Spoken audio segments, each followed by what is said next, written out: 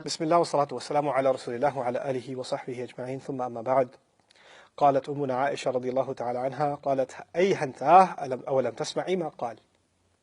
جب ٹھوکر کھا کر گرتی ہیں اور عائشہ رضی اللہ تعالیٰ عنہ ان سے پوچھتی ہیں کیوں گالی دی ایسی آپ نے انہیں، وہ کہتی ہیں تم نے سنا نہیں کہ وہ کیا کہہ رہا ہے. آگے کی سنانے سے پہلے میں آپ کو دو چیزوں کی وضاحت کر دوں. دیکھیے، افواہیں پھیلانے میں دو طرح کے لوگ شامل ہوتے ہیں. ایک ہوتے ہیں اشرار، بہت ہی شریر قسم کے، گندے قسم کے لوگ، جن کا مقصد ہوتا ہے لوگوں کی بےزتی کرنا، لوگوں کو نقصان پہنچانا، جن کی نیتوں میں شر ہوتا ہے. وہ ایک کیٹیگری ایول قسم کے لوگ، اور یہ صرف بہت چھوٹی مائنورٹی ہے. اصل افواہ پھیلتی ہے بے احتیاط لوگوں سے. وہ ایول نہیں ہوتے، ان کی بری نیت بھی نہیں ہوتی، ان کو تو یہ احساس بھی نہیں ہوتا کہ وہ افواہ پھیلا رہے ہیں. وہ باتوں باتوں میں بس آگے بات کر دیتے ہیں، ان کو کچھ ایسا. اسی لیے جب کہا گیا نا کہ پورے لوگ اس چکر میں پڑ گئے تھے، وَالنَّاسُ يُفِيضُونَ فِي قَوْلِ أَصْحَابِ الْإِفْكِ، اس کا مطلب یہ نہیں کہ سب کے ذہن میں شر تھا اور وہ یعنی ان کا ایک مقصد تھا کہ رسول صلی اللہ علیہ وسلم کے گھرانے کی عزت کی دھجیاں اڑائیں. یہ بات نہیں تھی. اصل بات یہ تھی کہ لوگوں کو احساس نہیں ہوتا کہ وہ یہ جرم کر رہے ہیں، ان کو پتہ بھی نہیں چلتا. اسی طرح کے ایک غلطی کرنے والے مستح تھے، ان کو یہ باتیں سننے کو ملی. اب کوئی بھی سنے اس کو بہت برا لگے گا، ان کو برا لگا، ان کو بہت افسوس ہوا یہ بات سن کر. اور پھر ایسا تو نہیں ہونا چاہیے تھا، لیکن واقعی سچ تو ہے، وہ آئی تو ہے وہاں سے. سوال تو پیدا ہوتا ہے نا، بس یہاں تک کی بات کی، سوال تو پیدا ہوتا ہے نا. اسی بات کو پھر اگر سوال بھی پوچھا ہے تو اس بات کو آپ آگے پرپیچویٹ کر رہے ہیں. ٹھیک ہے، کچھ لوگ ہوتے ہیں وہ کہتے ہیں یہ خبر تو سننے کو ملی ہے، میری امید ہے کہ سچ نہ ہو. آپ اتنا بھی کہہ دیں پھر بھی آپ نے آگے بات پھیلائی ہے. اگلے سننے والے نے کیا کرنا ہے، میں نے بھی سنی ہے، امید ہے سچ نہ ہو، لیکن اتنے لوگ کہہ رہے ہیں. پھر جب اتنے لوگ کہنا شروع کر دیں تو وہ سچی ہو جاتی ہے نا. ریمبر، تو یعنی اس کو ڈیل کرنے کا ایک خاص پروٹوکول ہے، اس کے بارے میں یہ آیات آئیں گی. وہ آیات آخر میں ہم ان سے سیکھیں گے. لیکن یہاں پہلے سننے مسئلہ کیا ہوا. اولم تسمعی ما قال، قلت وما قال، میں نے پھر پوچھا کیا کہا اس نے، کیوں اس کو ایسی گالی دی جا رہی ہے. فاخبرتنی بقول اہل الافک، تو انہوں نے مجھے پوری طرح خبر دے دی کہ یہ جنہوں نے ساری یہ سازش شروع کی ہے، یہ گھٹیا جھوٹ، گھنونا جھوٹ جنہوں نے بنایا گھڑا ہے، کیا کیا یہ لوگ کہتے رہے ہیں. فازددت مرضا علی مرضی، پھر میرا مرض ایسا بڑھا ہے، میری بیماری ایسی بڑھی ہے جیسے پہلے بھی نہیں تھی، پہلے سے بھی زیادہ میری حالت خراب ہو گئی. فلما رجعت الى بیتی ودخل علی رسول اللہ صلی اللہ علیہ وسلم، اور پھر آخر کار جب میں گھر آئی ہوں اور پھر میں گھر پہنچی ہوں تو رسول بھی آ گئے علیہ السلام. اب پہلے آتے تھے، اوائڈ کرتے تھے، ابھی بھی ان کا وہی معمول ہے. ثم قال کیف تیکم، وہ آئے ہیں، سلام کیا ہے اور کہا ہے یہ کیسی ہیں تمہاری، اور وہ نکلنے والے ہیں باہر. انہوں نے روک لیا، عائشہ نے روک لیا. فقلت اتأذن لی ان آتی ابوی، آپ مجھے اجازت دیں گے، میں اپنے والدین کے پاس جانا چاہتی ہوں، مجھے اجازت دیجیے، میں اپنے ماں باپ کے پاس جانا چاہتی ہوں. ان سے کہا نہیں گیا کہ کیا بات میں نے سن لی ہے. شوہر سے کیسے کہیں. کہتی ہیں وَأَنَا حِينَئِذٍ أُرِيدُ أَنْ أَسْتَيْقِنَ الْخَبَرَ مِنْ قِبَلِهِمَا، میری بس ایک ہی خواہش تھی اس وقت کہ میں اس بات کا پوری طرح تیقن کر لوں، پوری طرح اس کو استیقان، پوری طرح مجھے یقین نہیں آ رہا. جب تک میں اپنے والدین سے خود نہیں سنوں گی مجھے یقین نہیں آ سکتا یہ میں کیسے مان لوں یہ بات ہو رہی ہے، میں ان سے خود سننا چاہتی ہوں. قالت فأذن لي رسول اللہ صلی اللہ علیہ وسلم، رسول نے اجازت دے دی علیہ الصلوۃ والسلام. فجئت ابویہ، میں اپنے والدین کے پاس آئی. فقلت لأمی، میں اپنی ماں کے پاس گئی، لپٹ کے ان سے کہا یا امتا، اے ماں. امتا میں تأوہ، عربی میں کہتے ہیں تأوہ، کہتے ہیں رو رو کر بات کرنے کو. رو رو کر میں نے کہا امی جی ما یتحدث الناس، لوگ کیا کہہ رہے ہیں، لوگ کیا کہہ رہے ہیں. اب جب انہوں نے یہ سوال پوچھا تو ان کی ماں نے آگے جواب دیا ہے یا بنیا، میری چھوٹی سی بچی، ہوینی علیکی، ہلکا کرو اپنے آپ کو، اپنا وزن، ہوینی علیکی، take it easy on yourself. انہوں نے موضوع بدل دیا. یہی سیکھنے کی چیز ہے. کبھی کبھار آپ کے بڑے آپ سے کوئی الٹی سیدھی بات کریں تو آگے سے جوابی کاروائی کے بجائے آپ موضوع بدل دیں، کوئی اور بات کر لیں. انہوں نے کیا کیا، ہماری ماں کہتی ہیں وَلَقَدْ تَحَدَّثَ النَّاسُ بِهَذَا، کیا لوگ واقعی یہ بات کر رہے ہیں. بات شروع لوگوں سے کی تھی، دوبارہ لوگوں کے پاس کہا سبحان اللہ، وَلَقَدْ تَحَدَّثَ النَّاسُ بِهَذَا. سبحان اللہ کہا جاتا ہے کوئی ایسی بات سنو جس میں بہت برائی ہو. ہمارے ہاں سبحان اللہ کوئی اچھی گاڑی دیکھو سبحان اللہ کیا گاڑی ہے. عربوں کے ہاں سبحان اللہ کوئی شرک کرے کہتے ہیں سبحان اللہ، کوئی غلط بات کرتے ہیں سبحان اللہ. جب رسول اللہ کا نام کاٹا گیا تھا نا حدیبیہ میں، لکھا گیا تھا محمد رسول اللہ، اس نے کہا نہیں کاٹو اور لکھو محمد ابن عبداللہ، محمد عبداللہ کا بیٹا. رسول مانتے ہوتے تو جھگڑا کس بات کا تھا. تو جب کاٹنے کی بات آئی تو سارے صحابہ سبحان اللہ سبحان اللہ سبحان اللہ غصے میں. جب اللہ اور رسول کے خلاف کوئی بات کی جاتی ہے نا تو سبحان اللہ کہا جاتا ہے. اور پھر کہا ہے وَلَقَدْ تَحَدَّثَ النَّاسُ بِهَذَا، کیا لوگ واقعی یہ بات کر رہے ہیں؟ قالت فبكيت تلك الليلة، پھر کہتی ہیں میں اس رات پوری رات روتی رہی ہوں حتى اصبحت، یہاں تک کہ صبح ہو گئی. ولا يرقع لي دمع ولا اكتحل بنوم، نہ آنسو نے مجھے کبھی تھوڑا سا بھی آرام دیا، نہ نیند نے آ کر مجھے کچھ سلایا، میرا رونا میرا پیچھا نہ چھوڑے. حتی اصبحت ابکی، جب تک کہ صبح بھی ہو گئی اور میں پھر بھی رو رہی ہوں. فدعا رسول اللہ صلی اللہ علیہ وسلم علی ابن ابی طالب و اسامہ ابن زید رضی اللہ عنہما حین استلبث الوحی. پھر رسول اللہ صلی اللہ علیہ وسلم نے علی بن ابی طالب اور اسامہ بن زید دونوں کو بلایا جب قرآن آنا بند ہو گیا. استلبث الوحی، وقت گزر گیا، عرصہ گزر گیا، قرآن نازل نہیں ہو رہا. مدینے میں قرآن وقتاً فوقتاً نازل ہوتا رہتا تھا. یہ مسئلہ ایسا بڑا اور اب قرآن نہیں آ رہا. انہوں نے بلایا علی کو اور اسامہ کو، دو کو. دیکھیے دنیا میں مختلف قسم کے مرد ہوتے ہیں. کچھ مرد ہوتے ہیں جن کی ذمہ داری ہوتی ہے بس صبح کام پر نکلنا، گھر واپس پہنچنا اور جو کچھ پونجی کمائی ہے اس سے گزارا کرنا، یا اپنا سروائیول ہے، یا اپنی بیوی کا اپنے ساتھ، یا اپنے پیرنٹس کا خیال رکھنا ہے، یا بچوں کا خیال رکھنا ہے. بس کمائی کرنی ہے اور گزارا کرنا ہے، بس یہاں تک ان کی ذمہ داری ہے. کچھ مرد ایسے ہوتے ہیں جن کی ذمہ داری کہیں اور ہوتی ہے. پورے گاؤں کی ذمہ داری ہے کسی کی. کوئی ہیڈ آف ہاسپٹل ہے، پورے ہاسپٹل کی ذمہ داری ہے اس کی. کوئی شہر کا گورنر ہے، پورے شہر کی ذمہ داری ہے اس کی. کوئی فوج کا جنرل ہے، پوری فوج کی ذمہ داری ہے اس کی. کوئی ملک کا پریزیڈنٹ ہے، پورے ملک کی ذمہ داری ہے اس کی. پرائم منسٹر ہے. ذمہ داریوں کا جب دائرہ بڑھتا چلا جاتا ہے نا، عام آدمی پر جو وزن ہوتا ہے نا وہ ایسے لوگوں پر کہیں زیادہ ہوتا ہے. کیونکہ ان کو صرف اپنی فیملی کا پریشر نہیں ہے، ان کو صرف اپنی صحت کا پریشر نہیں ہے، پوری ایک سوسائٹی کا پریشر ہے ان پر. اور ان کے ایک ایک فیصلے سے لاکھوں زندگیاں بدل سکتی ہیں، لاکھوں لوگوں پر اثر پڑتا ہے. اس بات کو سمجھنے کے بعد آپ اس بات کا اندازہ کیجئے کہ ایسے لوگ عام طور پر ہوتا یہ ہے کہ ان کی میرڈ لائف بڑی مشکل ہوتی ہے. اندازہ کیجئے ہمارے نبی پر علیہ الصلوۃ والسلام کتنا بڑا بوجھ تھا، اتنا بڑا بوجھ جو کبھی کسی آدمی پر نہیں پڑا گیا. میں آپ کو پہلے بتا رہا تھا کہ عام آدمی جب ان پہ زیادہ بوجھ ہوتا ہے نا، پریزیڈنٹس وغیرہ، سی ای اوز وغیرہ، ان کی میرڈ لائف بڑی مشکل ہوتی ہے. کیوں؟ کیونکہ ان کے پاس ریگولر اسکیجول نہیں ہوتا. وہ جس طرح کوئی عام فیملی ہوتی ہے نا کہ چلو صبح کو اکٹھے ناشتہ کریں گے، پھر شام میں واک کریں گے اکٹھے، روٹین ہوگی. کوئی پریزیڈنٹ ہے اس کو آن کال ہے، اس کو 3 بجے بلا لینا ہے. کوئی سی ای او ہے، اس کو فورن فلائی کرنا ہے، پھر یہاں کرنا ہے، پھر یہ کرائسس ہے، پھر وہ کرائسس ہے. کوئی نارمل اسکیجول نہیں ہے. ہر انسان کے دل میں محبتیں ہوتی ہیں. بچوں کی محبت ہے، بیوی کی محبت ہے، کام کی محبت ہے، بزنس کی محبت ہوتی ہے، دوستوں کی محبتیں ہوتی ہیں، مختلف قسم کی، والدین کی محبت ہوتی ہے. ہمارے نبی علیہ الصلوۃ والسلام کو ایک محبت دی گئی ہے جو تمام محبتیں اس کے سامنے کچھ بھی نہیں ہے. وہ کیا محبت ہے؟ اللہ کے کلام کی محبت، اللہ کا کام آگے کرنے کی محبت. ایک مشن ان کو دیا ہے، باقی ساری چیزیں اس کے سامنے قربان. عرصے سے قرآن نازل نہیں ہو رہا.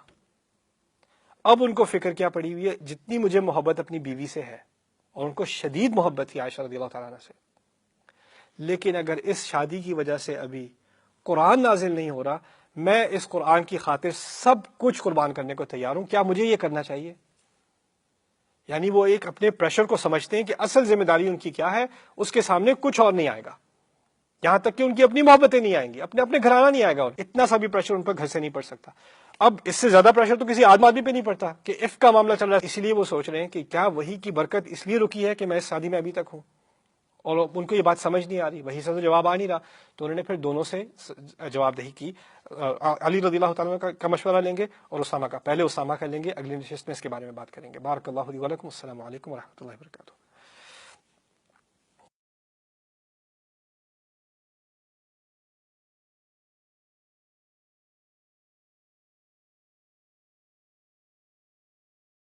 الحمد للہ والصلاة والسلام علی رسول اللہ وعلی آلہ وصحبہ اجمعین.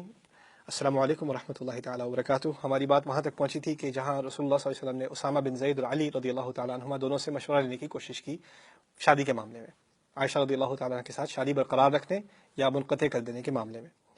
قالت فأما أسامة بن زيد فأشار على رسول الله صلى الله عليه وسلم بالذي يعلم من براءة أهله. جب اسامہ کی باری آئی تو انہوں نے رسول صلی اللہ علیہ وسلم کا ذہن اس طرف منتقل کیا کہ وہ پوری طرح، کیونکہ وہ گھرانے کو اچھی طرح اندر سے جانتے تھے، انہوں نے کہا آپ کی فیملی سے زیادہ انوسینٹ، آپ کی فیملی سے زیادہ بری اس معاملے میں کوئی نہیں ہو سکتا. وبالذی یعلم لهم فی نفسہ من الود، اور پھر انہوں نے ان کو خود بھی بتایا آپ جانتے ہیں میں آپ کے گھرانے سے کتنی محبت کرتا ہوں. پھر کہہ دیا یا رسول اللہ اہلک ولا نعلم الا خیرا، رسول اللہ آپ کا گھرانہ ہمیں سوائے خیر کے کچھ نہیں پتا، اچھائی ہی اچھائی ہے، ایسا ہو ہی نہیں سکتا. علی رضی اللہ تعالی عنہ لم یضیق اللہ علیک والنساء سواها کثیر، فقام رسول اللہ صلی اللہ علیہ وسلم، کھڑے ہو گئے ممبر پر. فقال رسول اللہ صلی اللہ علیہ وسلم وهو علی المنبر، ہمارے نبی کہتے ہیں علیہ السلام جبکہ وہ ممبر پہ کھڑے تھے، یا معشر المسلمین من یعذرنی من رجل قد بلغنی اذاہ فی اہل بیتی، مسلمانوں کی تمام جماعت، تم میں سے کون ہے جو مجھے کسی طرح چھٹکارا دلا دے ایسے آدمی سے جس کی وجہ سے مجھے اور میرے گھر والوں کو تکلیف پہنچی ہے، اس نے تکلیف پہنچائی ہے مجھے اور میرے گھر والوں کو، کون ہے جو مجھے ایسے انسان سے چھٹکارا دلا دے؟ انہوں نے کہا ایسا انسان، نام نہیں لیا. فواللہ ما علمت علی اہلی الا خیرا، بہت اہم الفاظ ہیں، کہتے ہیں میں اللہ کی قسم کھاتا ہوں اپنے گھر والوں کے بارے میں سوائے اچھائی کے مجھے کچھ علم نہیں ہے. انہوں نے کبھی کسی برائی کا ارتکاب نہیں کیا. وَلَقَدْ ذَكَرُوا رَجُلًا مَا عَلِمْتُ عَلَيْهِ إِلَّا خَيْرًا، اور انہوں نے تو ایک ایسے آدمی کا بھی نام لے لیا بیچ میں جس کے بارے میں سوائے اچھائی کے مجھے کچھ نہیں معلوم. یعنی صفوان ابن معطل السلمی ثم الذکوانی، جنہوں نے عائشہ کو لے کر آئے تھے، ان کی عزت کی بھی تو دھجیاں اڑائی گئی ہیں نا، ان کے بارے میں ہی تو بات کی گئی ہے، صرف رسول کے بارے میں تو بات نہیں کی گئی. کہتے ہیں اس بیچارے آدمی کا بھی خواہ انہوں نے بیڑا غرق کر دیا جس کے بارے میں سوائے اچھائی کے مجھے کچھ نہیں معلوم. وما كان يدخل على اهلي الا معي، اس نے کبھی میرے گھر میں کبھی داخلہ بھی نہیں دیا سوائے جب کہ میں وہاں ہوں، کبھی وہ آیا ہی نہیں ہے. فقام سعد بن معاذ الانصاری فقال یا رسول اللہ انا اعذرك منه، سعد بن معاذ کھڑے ہو جاتے ہیں، صحابی ہے انصاری، وہ کھڑے ہو جاتے ہیں، کہتے ہیں یا رسول اللہ میں چھڑواتا ہوں آپ کو، بتائیے کون ہے؟ ان کان من الاوس ضربت عنقه، وہ خود خزرج کے تھے، دو قبیلے ہیں نا مدینہ میں، اوس اور خزرج، وہ خود اوس کے تھے اور خود خزرج کے تھے، سوری. کہتے ہیں اگر یہ بندہ اوس کا ہے نا، دوسرے والوں کا، آپ اس طرح سمجھ لیں، آسان کر لیں بات، ایک لاہور کے دوسرے کراچی کے، تو لاہور والے کھڑے ہوئے کہتے ہیں اگر یہ کراچی والا ہے نا تو میں گردن خود کاٹوں گا، اور اگر وہ ان کان من اخواننا من الخزرج امرتنا ففعلنا امرک، اور اگر ہمارے بھائیوں میں سے لاہوریوں میں سے ہوا تو آپ بتائیں کیا کرنا ہے، ہم کر لیں گے. اگر کراچی والوں میں سے ہوا تو گردن کاٹنے کو تیار، اگر ہمارے بھائیوں میں سے تو پھر آپ بتائیں دیکھیں کیا کرتے ہیں. دوسری طرف سے کوئی اور بھڑک گئے. فقام سعد بن عبادہ وهو سعید الخزرج، پھر سعد بن عبادہ کھڑے ہو گئے، انہوں نے کہا یہ کیا؟ وكان قبل ذلك رجلا صالحا، اچھے آدمی تھے اس سے پہلے، کبھی ایسی بات نہیں کی. لیکن احتملته الحمیہ، تو وہ ان کو تو اس دن اپنی قومیت نے پکڑ کر رکھ لیا. کھڑے ہو گئے، کہتے ہیں کذبت لعمر اللہ، اللہ کی قسم، اللہ کی ہمیشہ ہمیشہ رہنے والی عمر کی قسم، لا تقتلوه، تو نے کسی کو قتل نہیں کرنا، ولا تقدروا على قتله، تم کیا قتل کرو گے، تم میں کیا صلاحیت ہے قتل کرنے کی. فقام اسید بن حضیر وهو ابن عم سعد بن معاذ فقال لسعد بن عبادہ كذبت لعمر اللہ لنقتلنه، پھر اسید بن حضیر کھڑے ہوئے، وہ ان کے پہلے والے کے بھتیجے تھے، انہوں نے کہا نہیں تم جھوٹ بولتے ہو، اللہ کی قسم کھاتے ہیں اور اللہ کی ہمیشہ رہنے والی عمر کی قسم کھاتے ہیں، ہم لازمی قتل کریں گے. فإنك منافق تجادل عن المنافقین، تو خود منافق ہے اور منافقوں کی حمایت میں اب آگے بات کر رہا ہے. اوس اور خزرج کے دونوں لوگ ایک دوسرے پر کس نے شروع کیا ہے؟ اصل میں بات یہ ہے کہ جب افواہ پھیلتی ہے نا تو کسی کو نہیں پتا کہاں شروع ہوئی تھی، کسی کو نہیں معلوم ہوتا کون کہا کہ کہتا ہے میں نے شروع کی تھی، اور جس نے شروع کی ہوگی، میں نے آپ کو پہلے بتایا تھا، اس نے شاید شکل سے اشارہ کیا ہوگا، اور کیا کیا ہوگا اس نے، وہ دیکھنا ذرا، باقی تو بات پھیل جاتی ہے. دو طرح کے لوگ ہوتے ہیں، ایک ایول طرح کے لوگ ہوتے ہیں اور ایک بے احتیاط قسم کے لوگ، کیئرلیس قسم کے لوگ ہوتے ہیں. اب سب کو غصہ ہے کس نے شروع کیا، لیکن کسی کو نہیں پتا کس نے شروع کیا، اور رسول نے نام بھی نہیں دیا. کہتی ہیں فتثاور الحیان، دونوں سانپ ایسے کھڑے ہو گئے لڑنے کے لیے ایک دوسرے سے. یعنی اوس اور خزرج جو آپس میں بھائی ہیں، یہ تو اسلام کے ناطے بھی بھائی ہیں اور اسلام سے پہلے بھی بھائی ہیں، مدینے کے رہنے والے ہیں اکٹھے، یہ دونوں ایک دوسرے کے خلاف سانپوں کی طرح کھڑے ہو گئے. حتی ہموا ان یقتتلوا، یہاں تک کہ یہ بات آ گئی تھی کہ ایک تو مار کٹائی پر بات پہنچ جاتی. ورسول اللہ صلی اللہ علیہ وسلم قائم علی المنبر، اور رسول صلی اللہ علیہ وسلم اس دوران کے رسول ممبر پر کھڑے ہیں، یہ لوگ آپس میں لڑنے کو اتر آئے. فلم یزل رسول اللہ صلی اللہ علیہ وسلم یخفضهم حتی سکتوا وسکت، اور رسول صلی اللہ علیہ وسلم کو بیٹھ جاؤ، بٹھائے جا رہے ہیں. آخر کار وہ چپ ہو کر بیٹھ ہی گئے، اور پھر اس کے بعد تو رسول کے بعد خود الفاظ نہیں تھے، وہ خود کچھ نہیں بول سکے، بس سکا تھا۔ عائشہ اپنے حجرے میں سن رہی ہیں ساری باتیں جو سامنے ہو رہی ہیں، ان کے دماغ میں آ رہا ہے یہ سب میری وجہ سے ہو رہا ہے۔ فبکیت یوم ذلک، میں اس دن روئی دوبارہ۔ لا یرقع لی دمع ولا اکتحل بنوم، میرے آنسو مجھے کبھی تھوڑا سا بھی آرام نہ دیں، مجھے نیند کی کبھی آرائش نہ آئے۔ قالت فاصبح ابوایا عندی، میرے ماں باپ دونوں، ابو بکر اور ان کی ماں دونوں میرے پاس آئے۔ وقد بکیت لیلتین ویوما، اور اس وقت تک میں 2 راتیں مسلسل رو چکی تھی۔ لا اکتحل بنوم ولا یرقع لی دمع، نہ میری آنسو رکے نہ مجھے نیند آئی۔ یظنان ان البکاء فالق کبدی، ان کو تو اب یقین ہو گیا تھا کہ میرا لیور، میرا پھیپڑا پھٹنے ہی والا ہے، اب نہیں رہوں گی میں۔ قالت فبینما ہما جالسان عندی، ایسے ہی کہ ہم اسی حالت میں، اسی بری حالت میں ہم بیٹھے تھے، اور دونوں بیٹھے تھے میرے پاس، وانا ابکی، اور میں رو رہی تھی بیٹھی۔ فاستأذنت علی امرأة من الانصار، ایک عورت جس کا مجھے نام نہیں معلوم، انصار ہی میں سے تھی، اس نے اجازت مانگی کہ میرے پاس آ کر بیٹھ جائے۔ آپ دیکھتے ہیں ابھی تک جب بھی وہ کسی کا نام لیتی ہیں تو پوری نسل کا نام لیتی ہیں، اب کہہ رہی ہیں کوئی عورت جو انصار میں سے تھی۔ کس کی طرف اشارہ ہے کہ ان کو یہ علم نہیں ہے کہ یہ کون عورت ہے، اس سے پہلے ان کی ملاقات نہیں تھی۔ آئی ان کے پاس، فأذنت لها فجلست تبکی معي، اس نے پھر میں نے اس کو اجازت دی، وہ آئی اور اس نے اجازت یہی مانگی کہ میں کیا آپ کے ساتھ آ کر آپ کے ساتھ بیٹھ کر رو سکتی ہوں۔ وہ ان کے ساتھ آ کر بیٹھ کر رونا شروع کر دیا اس نے۔ یہ بات عورتوں کو سمجھ آئے گی، شاید مردوں کو سمجھ نہ آئے۔ ہم کوئی رو رہے ہو تو کوئی ہم سے آ کے یہ نہیں کہتا یار بیٹھ کے تیرے ساتھ میں رو لوں، ایسا نہیں ہوتا۔ لیکن عورتوں کو ایک دوسرے کی ہمدردی کے لیے آپس میں رونا، جانتی بھی نہیں ایک دوسرے کو، لیکن جا کر اکٹھی ان کے ساتھ بیٹھ کر انہوں نے رونا شروع کر دیا۔ فبینا نحن علی ذلک، ہم دونوں اسی طرح رو رہے تھے دونوں، میں اور یہ عورت جس کو میں جانتی بھی نہیں۔ حتی دخل علینا رسول اللہ صلی اللہ علیہ وسلم ثم جلس، رسول اللہ داخل ہو گئے۔ ابھی باہر تقریر کی ہے، تقریر کیا کی ہے؟ میری فیملی نے کچھ غلط نہیں کیا، ابھی یہ تقریر کر کے آئے، یعنی سب کو تسلی دی ہے کہ میری فیملی انسنٹ ہے۔ اب داخل ہوتے ہیں۔ قالت ولم یجلس عندی منذ قیل ما قیل، اور وہ میرے پاس اس وقت تک نہیں بیٹھے تھے جب سے یہ بات شروع ہوئی ہے، جب سے جو کہا گیا وہ کہا گیا، اس وقت سے وہ میرے پاس آ کر نہیں بیٹھے۔ یاد ہے آتے تھے، سلام کرتے تھے، خیریت پوچھتے تھے نرسوں سے اور چلے جاتے تھے، اب آ کر بیٹھ گئے۔ وقد لبث شہرا لا یوحى الیہ فی شأنی، پورا مہینہ گزر چکا ہے، کوئی وحی نہیں آئی میرے معاملے میں، کچھ قرآن نازل نہیں ہوا۔ فتشہد رسول اللہ صلی اللہ علیہ وسلم، بیٹھتے کے ساتھ ہی رسول اللہ صلی اللہ علیہ وسلم نے اشہد ان لا الہ الا اللہ وحدہ لا شریک لہ واشہد ان محمدا عبدہ ورسولہ۔ اب رسول اللہ اگر اس طرح کی شہادت دے کر بات کرنے شروع کرنے لگے ہیں تو کوئی بڑی بات ہی ہونے والی ہے۔ یہ ڈراؤنی سی بات ہے کہ وہ اتنی بڑی تقریر کرنے کے بعد آ کر بیٹھے ہیں، اور پہلی کیا کیا انہوں نے؟ پہلے شہادت دی ہے، حین جلس، بیٹھتے کے ساتھ ہی۔ ثم قال اما بعد یا عائشہ، اچھا اس سب کے بعد عائشہ سن لو، فإنه قد بلغنی عنکی کذا وکذا، تمہارے بارے میں تو طرح طرح کی باتیں سننے کو ملی ہیں۔ فإن كنت بریئة فسیبرئک اللہ، اگر واقعی تم نے کچھ نہیں کیا، تم ان تمام الزامات سے بری ہو تو اللہ تمہیں بری ثابت کر دے گا۔ وَإِن كُنْتِ أَلْمَمْتِ بِذَنْبٍ، اور اگر واقعی تم نے کسی غلطی کا ارتکاب کیا ہے، کچھ تھوڑی بہت بھی غلطی کو چھوا بھی ہے، فَاسْتَغْفِرِي لِذَنْبِكِ فَاسْتَغْفِرِ اللَّهَ وَتُوبِي إِلَيْهِ، تو اللہ سے استغفار کرو، توبہ کر لو۔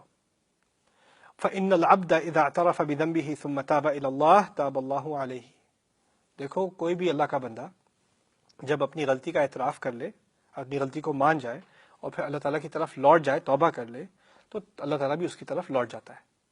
یہ بات انہوں نے کی ہے، 2 باتیں کہی ہیں، اگر واقعی انسنٹ ہو، اگر واقعی بری ہو تو اللہ ثابت کر دے گا، اگر نہیں ہو تو استغفار کر لو۔ اس کا بہت بڑا ری ایکشن ہونے والا ہے، یہ بہت بڑی بات کر دی ہے رسول اللہ صلی اللہ علیہ وسلم نے، اس کو سمجھنا بہت اہم ہے۔ اگلی نشست میں اس بات کو اچھی طرح سمجھیں گے۔ بارک اللہ لی ولکم، السلام علیکم ورحمۃ اللہ۔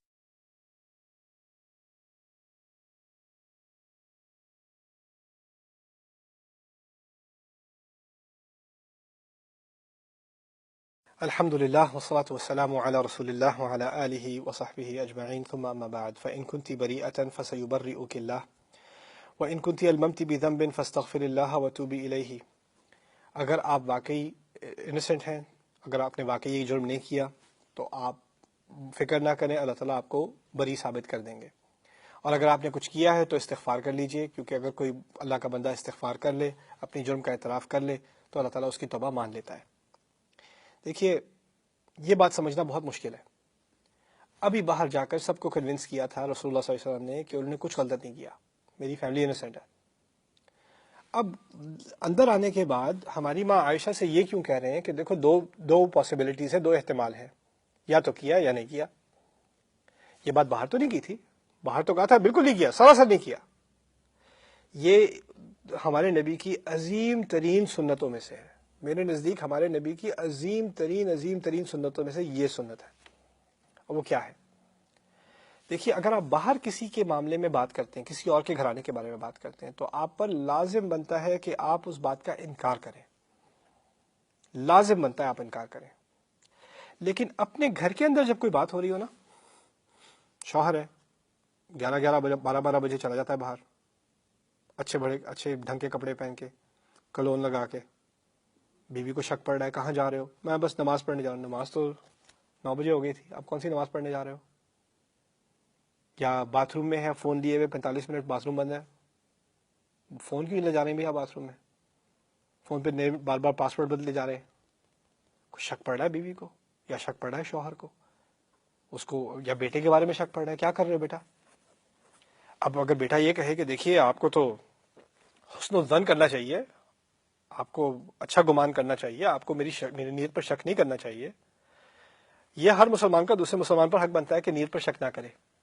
دیکھیے، یہاں تک بات ہے ہمارے دین میں کہ اگر 4 گواہ نہ ہو تو آپ کو کوئی الزام لگانے کی گنجائش نہیں ہے۔ تو یہاں پر جو بات کی جا رہی ہے نا کہ گھرانے کی بات اور ہوتی ہے، پبلک کی باہر اور ہوتی ہے۔ پبلک میں ہمیشہ کسی کو بینیفٹ آف دا ڈاؤٹ، آپ پیچھے نہ پڑیں، اس کی تفصیلی احادیث میں بعد میں آپ کو بتاؤں گا، ابھی گھر کی بات سمجھا دیتا ہوں۔ گھر کے اندر تفتیش کرنا، کھل کر پوچھنا لازمی ہے، یہاں تک کہ رسول کو پتا ہے کہ تم نے نہیں کیا، انہوں نے پھر بھی پوچھا کیونکہ انہوں نے اب ایک سنت قائم کر دی۔ اب ہر شوہر کو، ہر بیوی کو پوچھنے کا حق ہو گیا، اب ہر گھرانے کو پوچھنے کا حق ہو گیا، بیٹا کہاں تھے، کیا کر رہے تھے، کس کو ٹیکس کر رہے تھے؟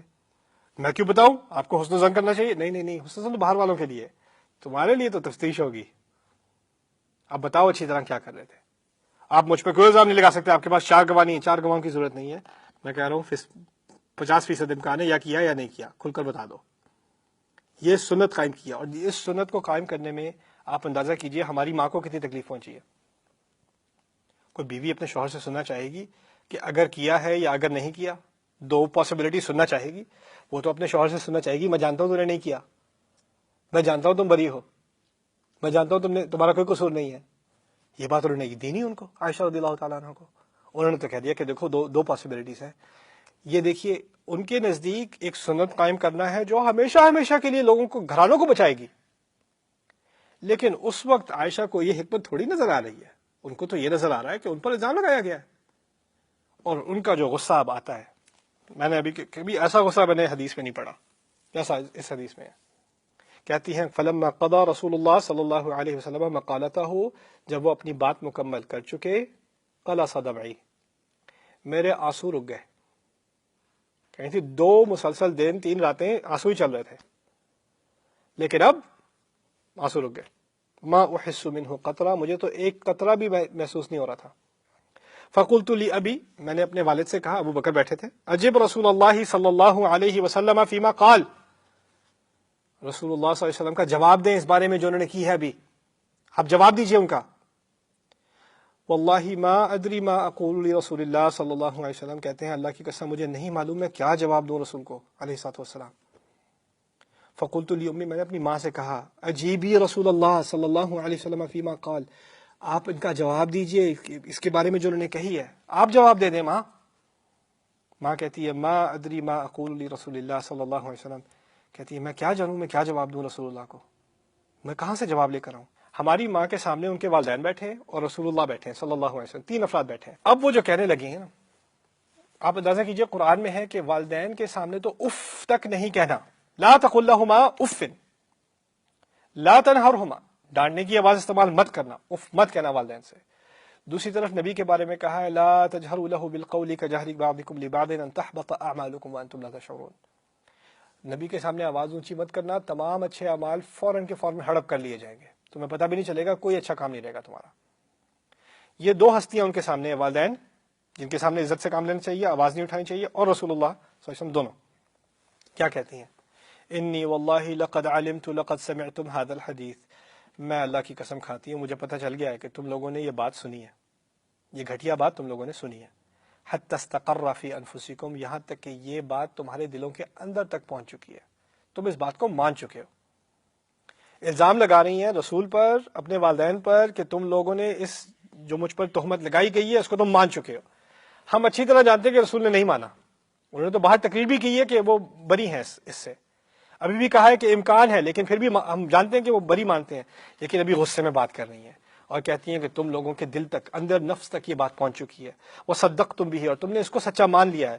فلا ان قلت لکم انی بریۃ، اور اگر میں تم لوگوں سے کہوں کہ میں نے ایسا کچھ نہیں کیا، میرا قصور نہیں ہے، واللہ یعلم انی بریء، اور اللہ اچھی طرح جانتا ہے کہ میں بری ہوں، میں نے نہیں کیا، لا تصدقونی بذلک، تم اس بات کو تم کبھی نہیں مانو گے، تم لوگ نہیں مانو گے۔ وَلَئِنْ اعْتَرَفْتُ لَكُمْ بِأَمْرٍ، اور اگر میں نے کسی بات کا اعتراف کر بھی لیا، کسی بھی بات کا اعتراف کر لوں، وَاللَّهُ يَعْلَمُ أَنِّي مِنْهُ بَرِيءٌ، اور میرا رب اللہ اچھی طرح جانتا ہے کہ میں نے ایسا کچھ نہیں کیا، میں بری ہوں اس سب الزام سے، لَتُصَدِّقُنِّي، تم تو قسم سے ایک دم فوراً پوری طرح میری بات کا یقین کر لو گے، اعتراف کر لوں تو فوراً یقین کرنے کو تیار ہو، انکار کروں تو پھر نہیں مانو گے۔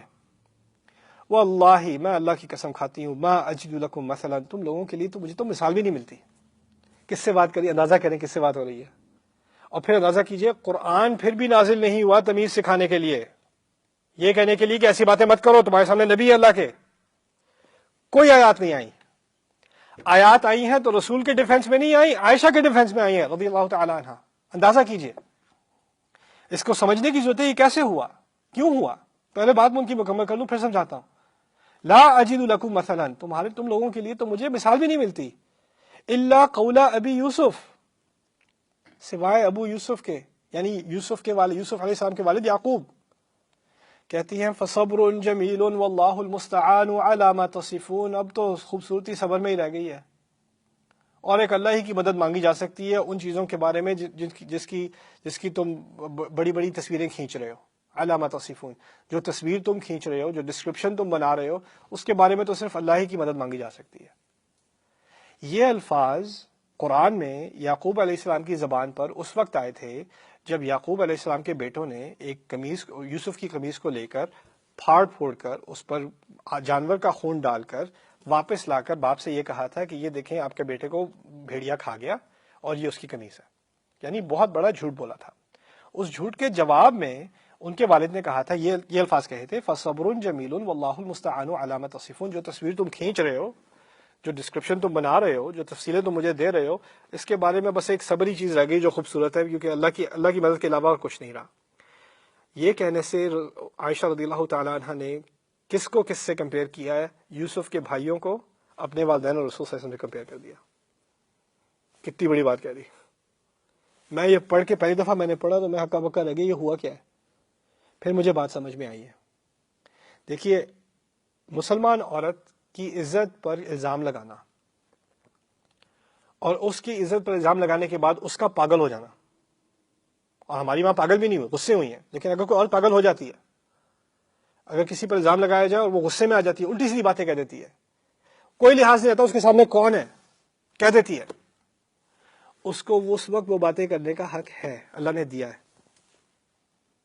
یہاں تک کہ جب وہ عورت آئی تھی رسول کے پاس علیہ الصلوۃ والسلام، اونچی اونچی آواز میں چلا کر ان سے کہہ رہی تھی میرے شوہر کا معاملہ حل کر دیں، تب بھی آیات آئی تھی اس عورت کے حق میں آئی تھی، قد سمع اللہ قول التی تجادلک فی زوجها وتشتکی الی اللہ واللہ یسمع تحاورکما، اللہ تم دونوں کی باتیں سن رہا ہے، لیکن اس کے بارے میں آیات آئی ہیں۔ اللہ تعالیٰ نے حق دیا ہے۔ کبھی کبھار گھرانوں میں لوگوں پر الزام لگائے جاتے ہیں، اندازہ کیجئے عزت کے معاملے میں اللہ تعالیٰ نے اتنا ڈیفنس کیا ہے، اتنا لحاظ رکھا ہے ہماری ماں کا رضی اللہ تعالی عنہ۔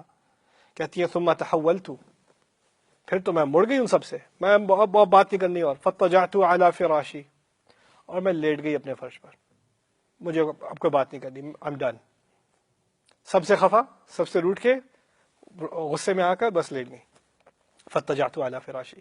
پھر آگے بات کرتے ہیں اگلی نشست میں۔ بارک اللہ لی ولکم فی القرآن الحکیم ونفعنی وإیاکم بالآیات والذکر الحکیم۔ قالت وأنا حينئذ أعلم أني بريئة وأن الله مبرئي ببراءتي.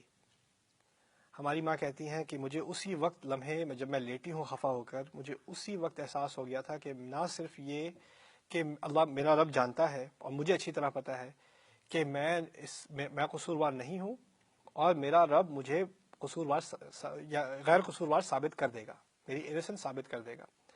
غصہ ہونے کے باوجود ان کو اس بات کا لحاظ ہمیشہ رہتا ہے کہ میرے سامنے اللہ کے رسول ہیں، اور جب اللہ کے رسول نے وعدہ کیا ہے کہ میرا رب میری غیر قصورواری، میری انسنس، میری برات ثابت کر دے گا تو کر دے گا.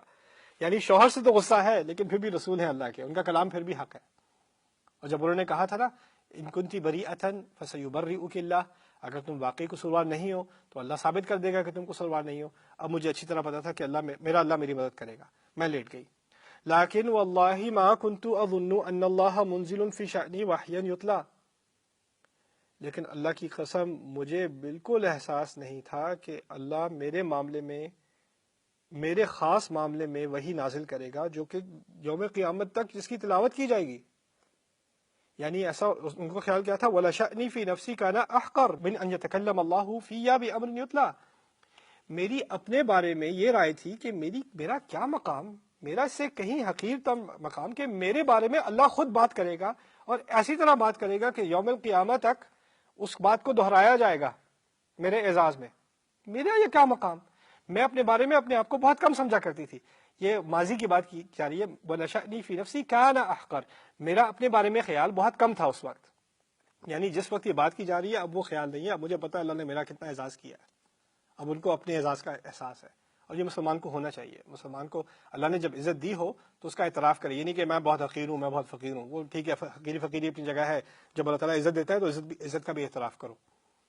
خیر، انہوں نے کیا سوچا تھا وَلَكِنْ كُنْتُ أَرْجُو أَنْ يَرَى رَسُولُ اللَّهِ صلی اللہ علیہ وسلم فِي النَّوْمِ رُؤْيَا يُبَرِّئُنِ اللَّهُ بِهَا. میرا تو یہی خیال تھا کہ رسول پر کوئی سوتے ہوئے خواب آ جائے گا. خواب بھی رسول کا وحی ہوتی ہے. قرآن آئے گا میرے بارے میں، مجھے تو یہ اندازہ بھی نہیں ہو سکتا تھا کہ میرے بارے میں قرآن آئے گا. اچھا، دو آپشنز انہوں نے دیے ہیں. ایک آپشن ہے خواب اور دوسرا ہے قرآن. یہ بہت پیاری بات ہے، اور اس نشست میں اگر صرف یہی بات ہو جائے تو کافی ہے. خواب اور قرآن اور اس کا فرق کیا ہے، اس کو اچھی طرح سمجھ لیں. رسول اللہ صلی اللہ علیہ وسلم ایک مرتبہ طواف کر رہے تھے اور ان کو کعبے سے بڑی محبت تھی. طواف کے دوران کعبے کو دیکھ دیکھ کر کعبے سے باتیں کر رہے تھے، محبت میں کعبے سے باتیں کر رہے تھے. ما اطیبا کی، ما اطیبا ریح کی، ما اعظم کی، ما اعظم حرمت کی. کیا پیاری چیز ہے تو، کیا پیاری چیز ہے تیری ہوا، کیا عظیم شاہ ہے تو، کیا عظیم شاہ ہے تیری حرمت، تیرا لحاظ. کعبے سے کہہ رہے ہیں. والذی نفس محمد بیدہ، پھر کہتے ہیں میں اس کی قسم کھاتا ہوں جس کے ہاتھ میں محمد کی جان ہے. میننگ اللہ کی قسم کھاتا ہوں. اوکے، میں اس کی قسم کھاتا ہوں جس کے ہاتھ میں محمد کی جان ہے. کہتے ہیں لحرمت المؤمن اعظم حرمتا عند اللہ منکی، اللہ کے نزدیک ایک مسلمان کی حرمت تیری حرمت سے زیادہ ہے. اپنے اوپر قسم کھا کے کہتے ہیں، رب کی، اللہ کی قسم کھا کے کہتے ہیں اس کی قسم جس کے ہاتھ میں میری جان ہے، ایک مومن کی حرمت، ایک مومن کی عزت تیری عزت سے کہیں زیادہ ہے اللہ کے ہاں. اور پھر کہتے ہیں مالی ہی و دمی ہی و ان نظن به الا خیرا، اس کے مال کی عزت، اس کے مال کی حرمت، اس کے خون کی حرمت، اور یہ بھی کہ اس کے بارے میں سوائے اچھے کے کوئی خیال نہ کیا جائے. ان نظن به الا خیرا. اللہ اکبر. کہتے ہیں عزت، مسلمان کی عزت اللہ کے ہاں کعبے سے کہیں اعلیٰ ہے. ہمارے نبی کہتے ہیں علیہ الصلوۃ والسلام. اب یہ بات، اگلی بات سمجھیے. یہاں تک میں نے ابھی صرف ایک بات کی ہے، دو چیزوں کا آپس میں تقابل کیا ہے، کمپیریزن کیا ہے. ایک طرف ہے کعبے کی حرمت، ایک طرف ہے ایک مسلمان کی حرمت. اور اللہ کے ہاں مسلمان کی حرمت کہیں زیادہ ہے ایون کعبے کی حرمت سے. اس بات کو اس طرح سمجھ لیجئے کہ اگر آپ کی دماغ میں کبھی خیال بھی نہیں آتا ہوگا مسلمان کے ناطے کہ آپ کبھی کعبے کی جا کے بےزتی کریں گے، کعبے کے سامنے بے ادبی کریں گے، کعبے کے بارے میں الٹی سیدھی بات کریں گے، کبھی خیال ہی نہیں آتا آپ کو، سوال ہی پیدا نہیں ہوتا، تو پھر آپ کو کبھی یہ خیال کرنے کی ضرورت نہیں ہونی چاہیے کہ آپ کسی مسلمان کے بارے میں ایسی بات کریں گے. ایسا جرم اگر آپ کعبے کے خلاف کریں گے تو اللہ کے خلاف کر رہے ہیں، آپ کو اچھی طرح علم ہے. ایسا جرم آپ کسی مسلمان کی حرمت کے خلاف کریں گے تو آپ اللہ کے خلاف کر رہے ہیں. جہاں اس کے جواب میں سبحان اللہ، کتنا بڑا جرم کر دیا، اس کے جواب میں بھی آئے گا سبحان اللہ، سبحان اللہ. اب آگے چلیے، میں نے آپ کو کہا تھا خواب اور وحی قرآن. آپ سمجھ لیجیے ان میں سے اعلیٰ چیز کون سی ہے. پہلے تو میں نے آپ کو بتایا کعبہ اعلیٰ ہے، لیکن مسلمان کی حرمت سے کئی اعلیٰ ہے. آپ سب جانتے ہیں خواب اعلیٰ ہے، خواب بھی وہی ہے، وہ بھی اعلیٰ ہے، لیکن قرآن کی عظمت اس سے کہیں زیادہ ہے. کعبے کی حرمت کو ریسٹور کرنا، کعبے سے تمام بتوں کو ہٹانا، کعبے کی روایت کو دوبارہ ابراہیم کی سنت پر قائم کرنا، حج کو دوبارہ شروع کرنا، اس کی وحی جب نازل ہوئی تو رسول صلی اللہ علیہ وسلم کو خواب میں دی گئی. لقد صدق اللہ رسولہ الرؤیا بالحق لتدخلن المسجد الحرام ان شاء اللہ آمنین محلقین رؤوسکم ومقصرین لا تخافون. یہ آیت سورۃ الفتح کے آخر میں ہے کہ اللہ تعالیٰ نے نبی کو جو خواب دکھایا تھا وہ سچا تھا. خواب یہ تھا کہ کعبے کو دوبارہ سے پاک کر دیا جائے گا. کعبے کی حرمت کے سلسلے میں خواب، ہماری ماں کی حرمت کے سلسلے میں قرآن. اندازہ کیجئے، کعبے کا مقام یہاں، حرمت کا مقام یہاں. کعبے کے لیے خواب، ہماری ماں کی حرمت کے لیے اور ان کے ذریعے ہم سب کی عزت کے لیے قرآن. سبحان اللہ. یہاں جب انہوں نے کہا ہے میری تو شان یہ تھی، میرا تو مقام یہ تھا کہ ایک خواب ہی کافی تھا. نہیں، آپ کے لیے تو قرآن کافی تھا، آپ کے لیے تو قرآن آنا تھا، وہی قرآن ہی مناسب تھا آپ کے لیے. فقالت فوالله ما رام رسول الله صلی اللہ علیہ وسلم ولا خرج احد من اہل البیت حتى انزل علیہ. رسول بیٹھے رہے، گھر میں سے کوئی بھی نہیں نکلا جب تک کہ وہی آنی نہ شروع ہوگی. مہینے سے نہیں آئی، مہینے سے کوئی قرآن نہیں اترا. فاخذه ما كان ياخذه من البرحاء، تو ان پر ایک بخار سا آ گیا. حتی انه لا يتحدر مثل الجمان من العرق، یہاں تک کہ پسینے جیسے اتنے موٹے موٹے موتیوں کی طرح ان کے پسینے گر رہے ہیں. وهو في يوم شات، اور وہ تو بہت ہی ٹھنڈا دن تھا، پھر بھی ان پر پسینہ چھا گیا. من ثقل القول الذي ينزل عليه، ان الفاظ کے وزن کی وجہ سے جو ان پر نازل ہو رہے تھے.